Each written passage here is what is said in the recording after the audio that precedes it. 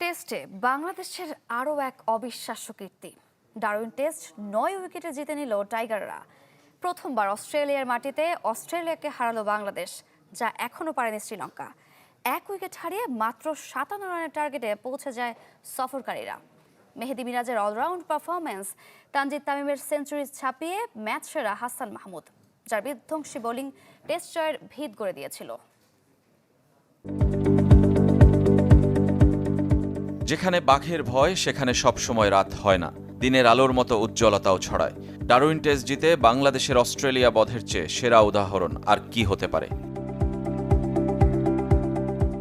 ২৩ বছর পর অস্ট্রেলিয়ার মাটিতে খেলতে যাওয়ার আগে নানা ভয় আর সীমাবদ্ধতা কুঁকড়ে দিয়েছিল টাইগারদের। সঙ্গে জিম্বাবুয়ের কাছে হারের অভিজ্ঞতা আর প্রস্তুতি ম্যাচে বিপর্যয়, সমালোচনাকে সঙ্গী করেই নেমেছিল সফরকারীরা।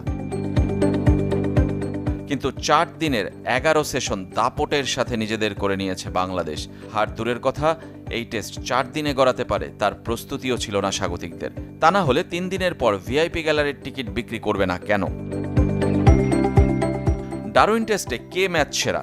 ধারাভাষ্যকারদের এই চ্যালেঞ্জ ছুড়ে দিতেই যেন ব্যাটিংয়ের পর চতুর্থ দিন সকালে বল হাতেও অবিশ্বাস্য কিছুর ইঙ্গিত দিলেন মেহেদী হাসান মিরাজ।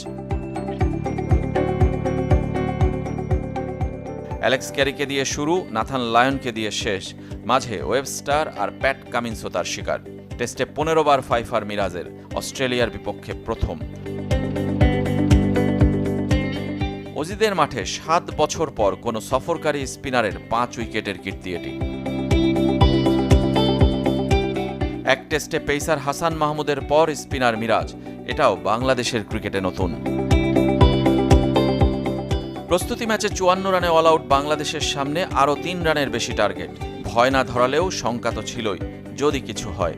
তার উপর এই অস্ট্রেলিয়া গত বছর ওয়েস্ট ইন্ডিজের মাঠে ওয়েস্ট ইন্ডিজকে চতুর্থ ইনিংসে মাত্র ২৭ রানে অল আউট করেছিল।